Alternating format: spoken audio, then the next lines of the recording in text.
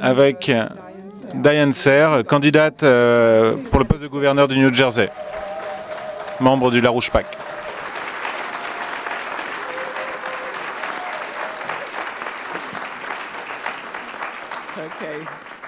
Bien. Bon après-midi. J'ai entendu une rumeur qu'on va déjeuner après ma présentation. Je veux commencer avec les salutations du député Walter Jones. Ce qui est important, c'est un républicain au Congrès américain qui a 2 lois présentées dans le Congrès. C'est le premier co-sponsor de la loi HR 129 pour établir la loi Glass-Steagall. Il a aussi introduit ECR 3, qui est une loi qui dit que si un président va en guerre sans le consentement du Congrès, il peut être destitué. Et j'espère que il se fait que la bataille pour Glass-Steagall, comme les autres membres de la table ronde ont dit, la Glass-Steagall, ce n'est pas juste une loi, c'est une véritable guerre. Et ça implique d'écarter Obama du pouvoir, qui est une marionnette de ses intérêts britanniques. Donc on commence avec les salutations du député Walter Jones.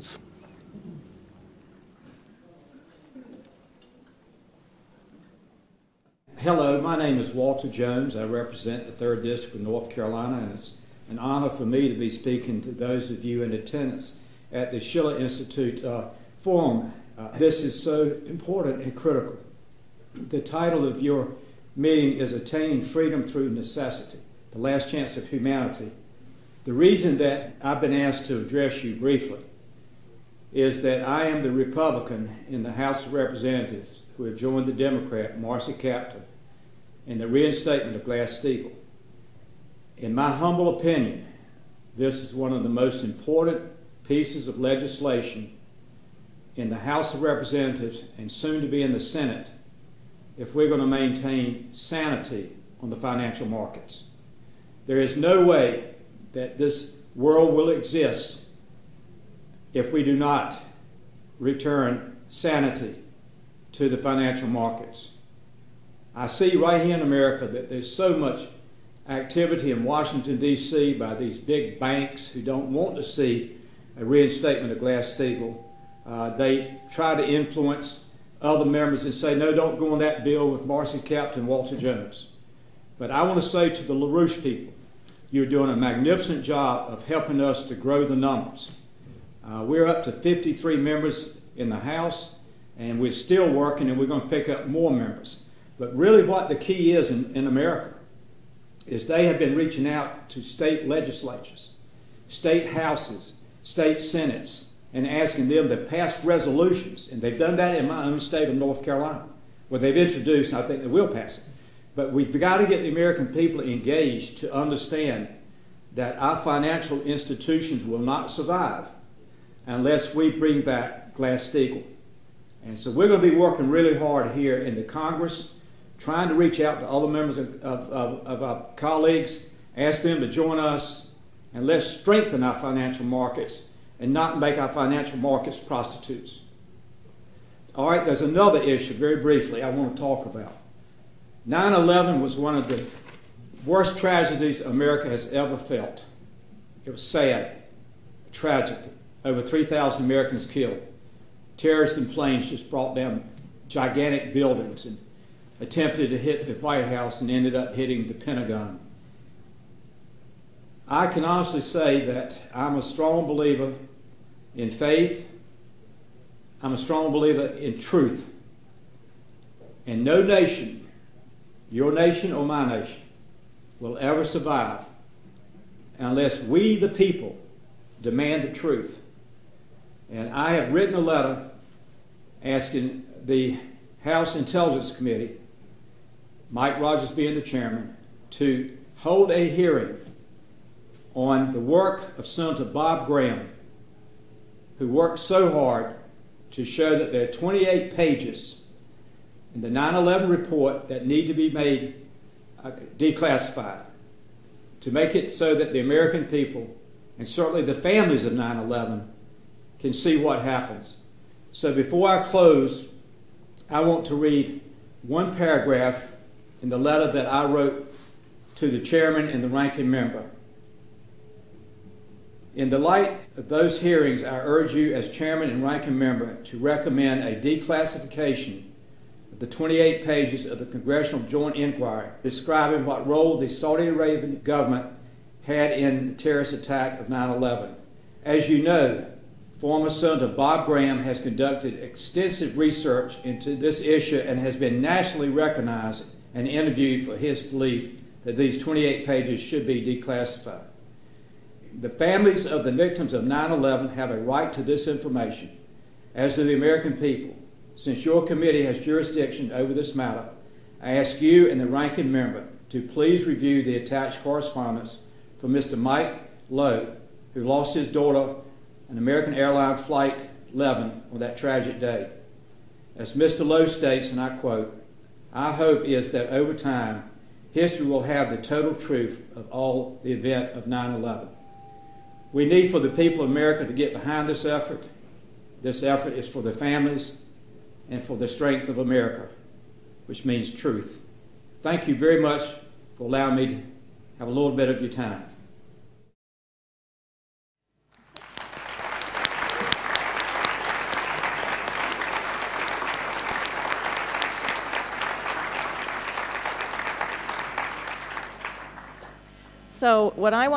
Donc, ce que je voudrais faire maintenant, c'est vous donner une image.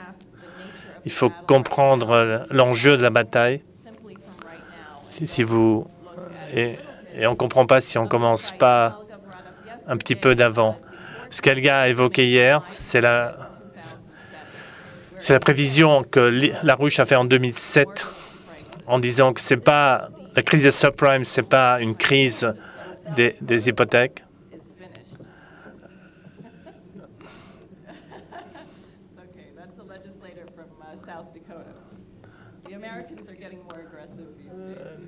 Les Américains deviennent plus agressifs ces jours-ci, plus militants.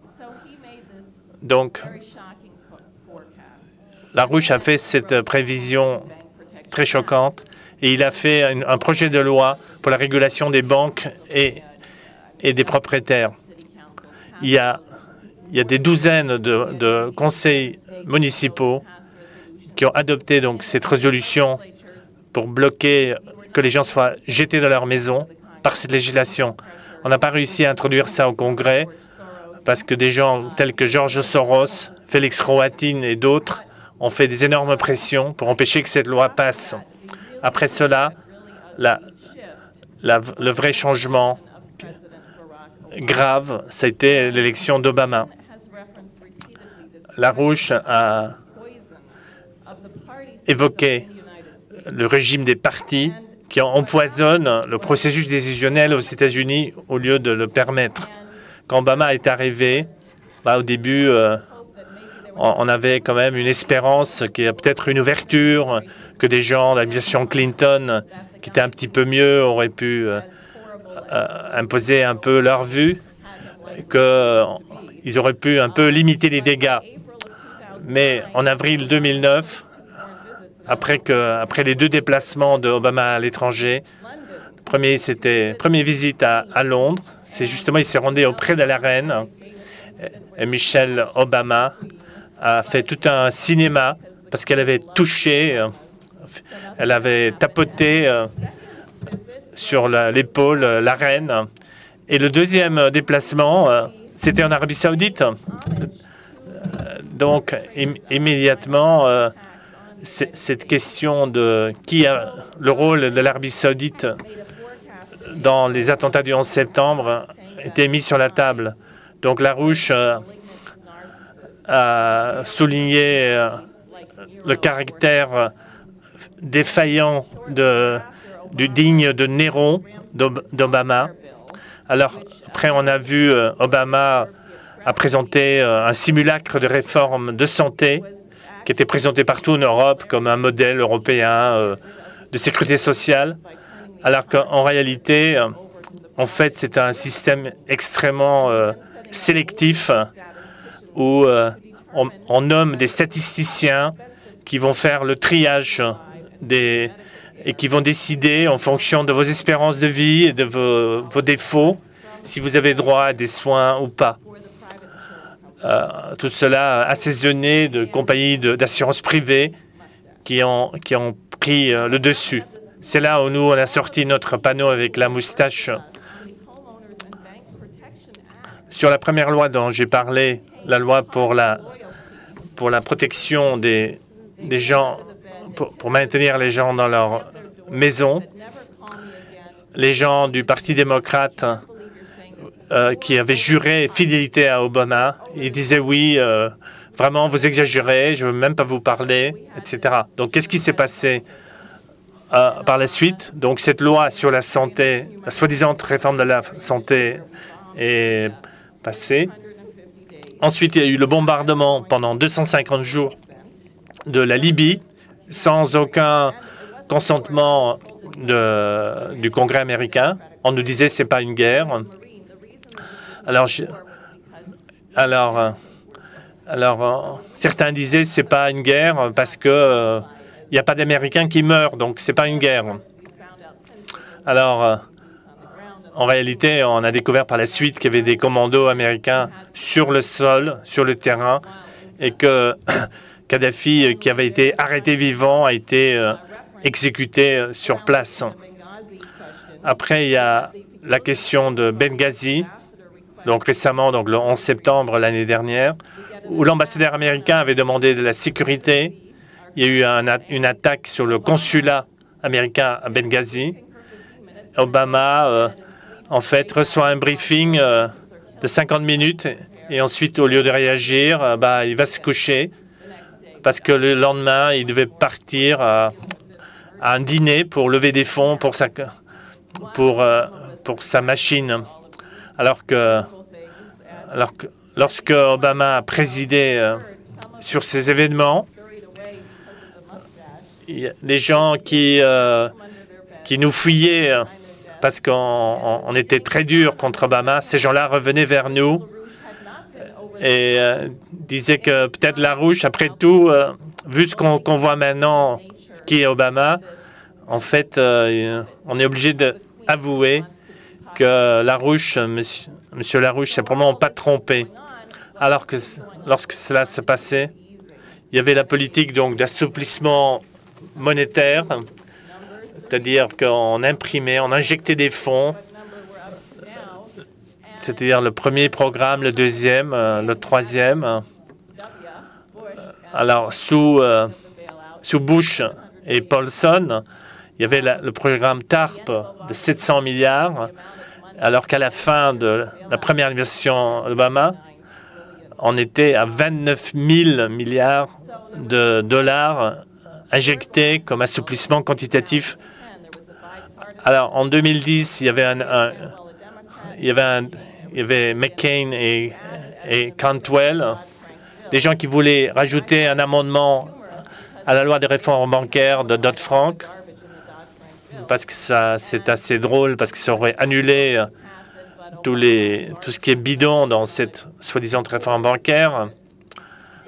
Ensuite, nous avons pu, Marcy Kaptur et Walter Jones avaient présenté donc un projet de loi dans le Congrès pour laquelle 84 députés sont devenus des co-sponsors. Alors, aujourd'hui, il y a un changement révolutionnaire aux États-Unis. C'est le résultat que la population n'est pas suicidaire. LaRouche, depuis des décennies, ont donné un certain leadership depuis des années. Et à un moment donné, les gens se rendent compte et ils le reconnaissent. Donc, quand les élus signent maintenant pour le projet de LaRouche de réintroduire la Glass-Steagall, la population est parfaitement...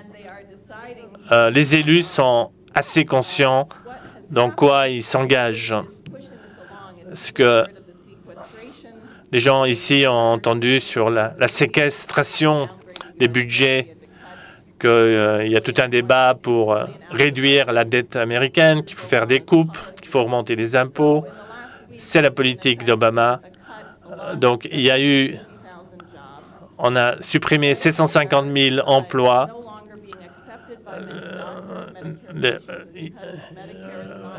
Medicare n'est plus accepté. Il y a plein de médecins qui refusent donc de donner des soins pour des gens qui ont le statut trop bas, qui veulent être directement payés parce qu'ils savent que l'État ne les rembourse pas.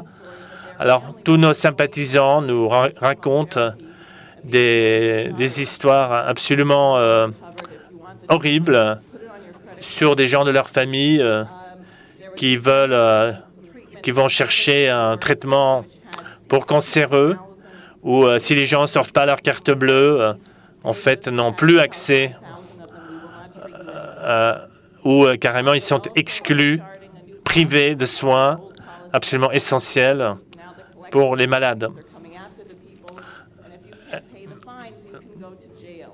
Et d'autres qui sont mis dans des dettes dans le passé pour des frais médicaux, maintenant peuvent être condamnés, envoyés en prison. Le fait que nous sommes sur le terrain avec des solutions ça crée donc on a déjà depuis le début de l'année à 53 sponsors. On a dans une bataille pour l'introduire aussi au Sénat.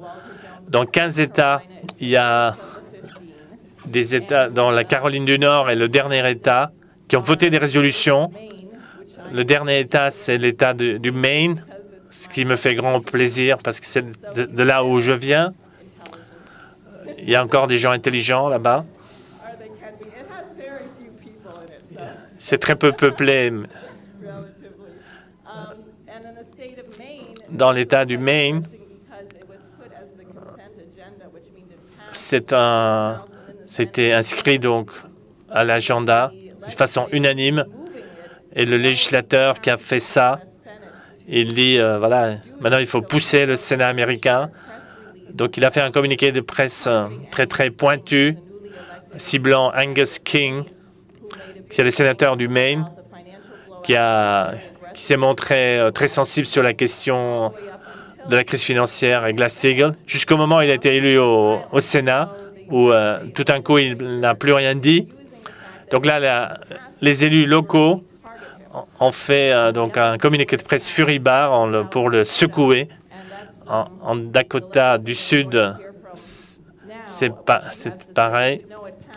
Le législateur qu'on va entendre maintenant, c'est passé à 67 contre 2. La résolution est passée, donc, en Dakota du Sud. Ce sont des militants de longue date du mouvement Larouche, essentiellement des agriculteurs. Donc, voici Patty Miller. Greetings from South Dakota and Minnesota. I'm Patty Miller, and I'm very delighted and honored to have the opportunity to connect with you. Isn't technology amazing when it's used for the right purpose? I made some notes here, so I'm going to read off of them, but they come from my heart. I made them myself, and I'm talking directly to you. Je vous parle directement. C'est une convention absolument étonnante. J'aimerais être avec vous. Je suis fier de vous. On se passe le flambeau les uns les autres. On se bat pour la santé financière.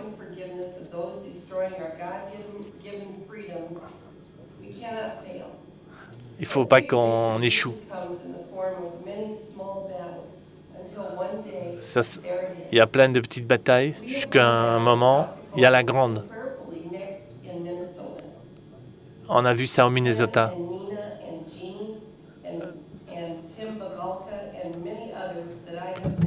Plusieurs militants que j'ai rencontrés, ce sont les héros ici.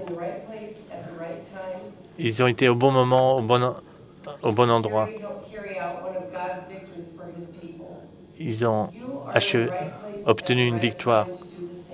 Vous êtes au bon endroit, au bon moment de faire pareil. Il y a d'autres dans cette guerre que vous pouvez influencer. Never doubting, never wavering. In Isaiah 55:11, he claims the victory through his words, speaking the words out loud every day. Speak what we want, not what we see, but what we want. Disons ouvertement ce que nous voulons. Appelons à la victoire. So I pray out loud, reading the scriptures daily and constantly thanking and worshiping the Lord. He is a God of love and peace. Dieu c'est un Dieu d'amour et de paix.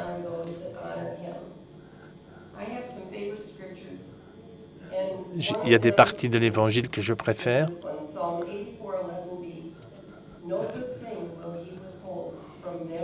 Elle cite un psaume.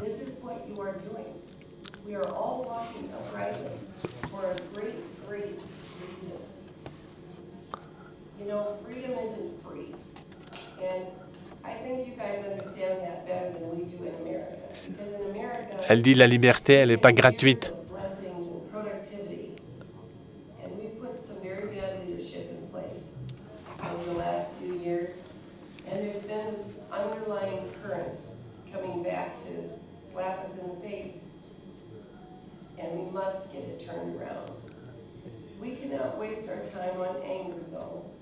On ne peut pas perdre notre temps à être fâché contre ce qui nous arrive.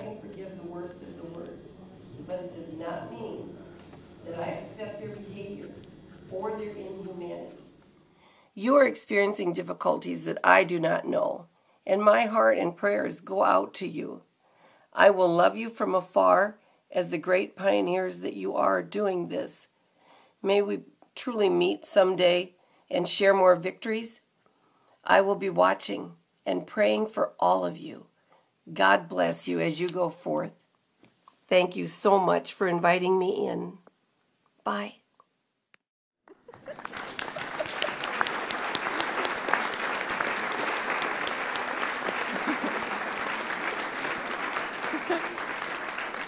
So she was motivated enough that she went to Minnesota to help. Donc elle était suffisamment motivée au Minnesota pour nous aider à introduire la résolution là-bas. On a aussi Tom Jackson là-bas, qui est venu à la conférence de l'Institut Schiller en Virginie, qui a rencontré des gens du Congrès, mais c'est un élu qui lui-même a commencé à appeler d'autres élus.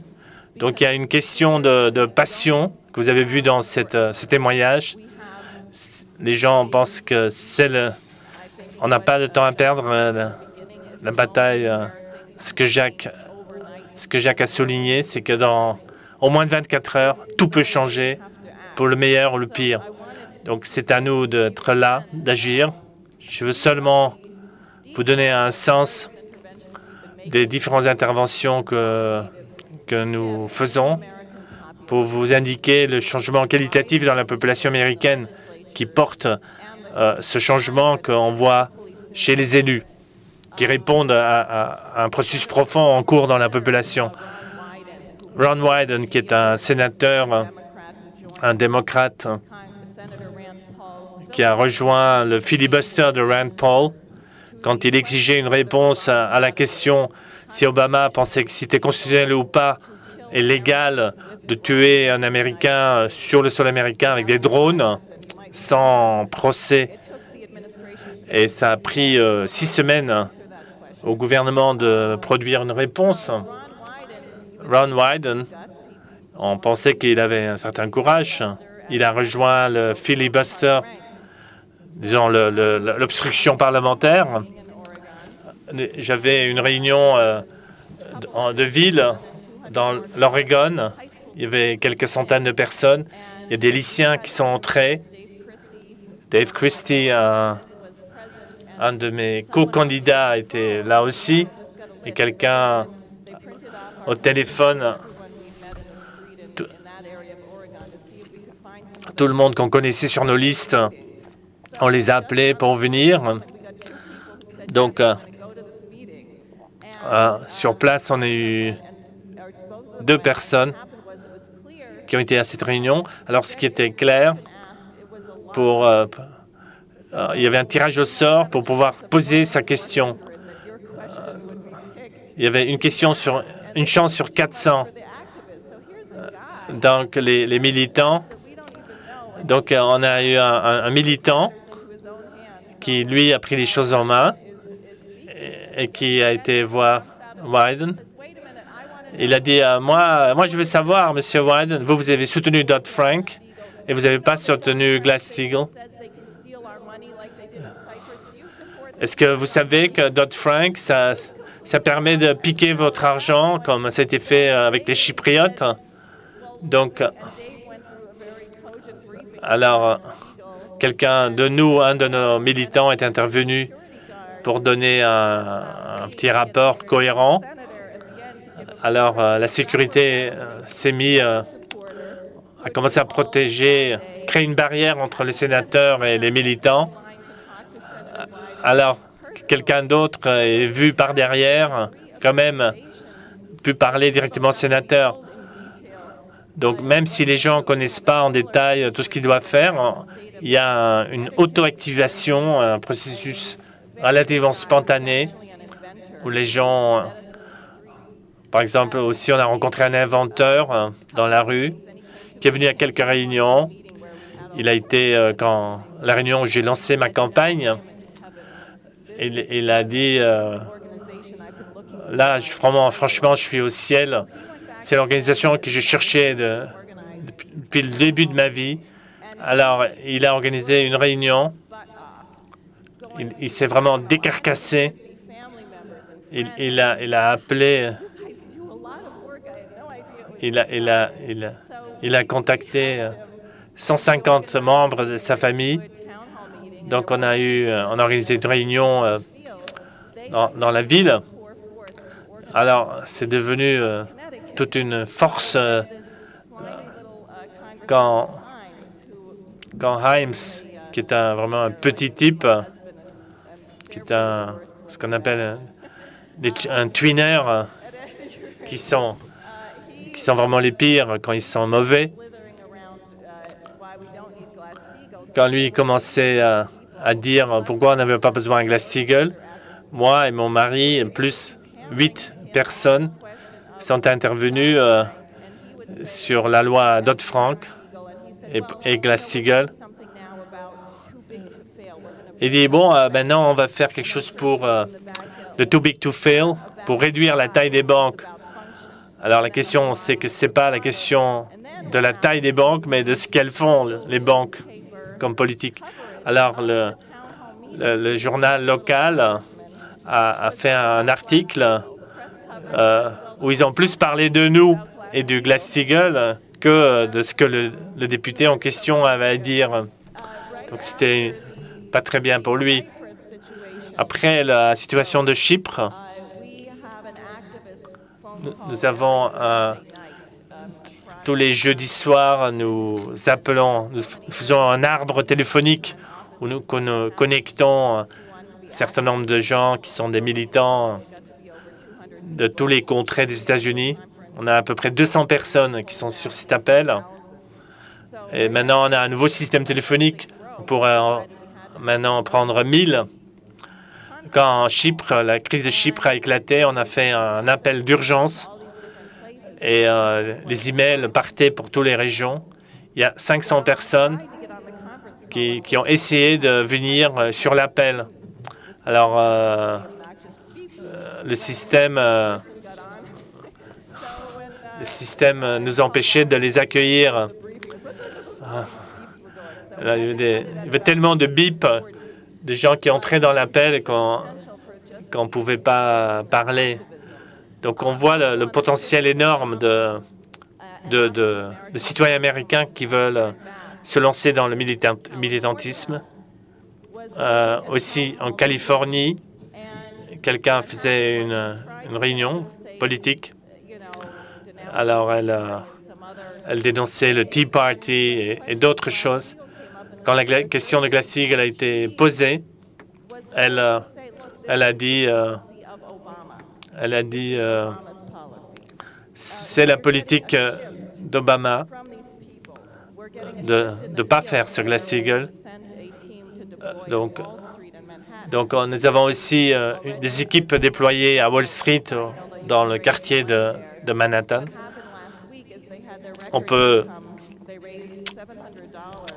Ils ont collecté $700 à Wall Street avec les gens qui passaient dans la rue et que c'était vraiment extrême, que les gens mauvais étaient vraiment furieux et à force de leur crier dessus, ça donnait plus de peps aux militants qui, du coup, ont trouvé des gens très bien aussi. Alors, on a trouvé une personne qui travaillait à Citibank qui sortait en courant de la banque avec une copie, avec un mémo, un rapport interne de la banque. C'était encore chaud, ça sortait de la photocopieuse parce que la personne voulait donner l'information secrète, ce que faisait Citibank pour la crise. Donc c'est une dynamique complètement différente. Alors j'ai eu un rapport hier soir de la Convention démocrate. Il y a une convention en Californie où on a des gens qui interviennent. Monsieur Larouche a souligné que les partis ils sont même pas d'accord entre eux pour se rallier pour nous virer de la Convention. Donc à la Convention, il y avait une réunion avec Nancy Pelosi, qui est une éléphante du Parti démocrate, sur le mariage pour tous. Et un de nos militants a dit, bon, pourquoi est-ce qu'on parle de ça? On détruit nos retraites, on détruit les soins de santé. Est-ce que vous ne pensez pas qu'il y a quelque chose de plus important à discuter? Et toute la salle s'est mise à applaudir. Et les gens sont venus nous filmer, faire des entretiens avec nous dans le groupe avec les syndicalistes. On a pu parler directement avec les personnes du troisième âge. Mais alors les gens disaient, mais pourquoi on ne parle pas de virer Obama? Parce que c'est lui qui va nous tuer en coupant les dépenses pour les retraites. Voilà que quelques snapshots, quelques anecdotes sur comment ça se passe. La question, ce qui émerge clairement, c'est qu'on peut, si on fait le travail, et c'est une bataille qu'on peut vraiment gagner, il faut juste construire une masse, un seuil de rupture, une masse critique pour introduire le Glass-Steagall dans le Sénat. Et pour cela, on doit les amener à avoir moins peur de Satan et plutôt de craindre Dieu.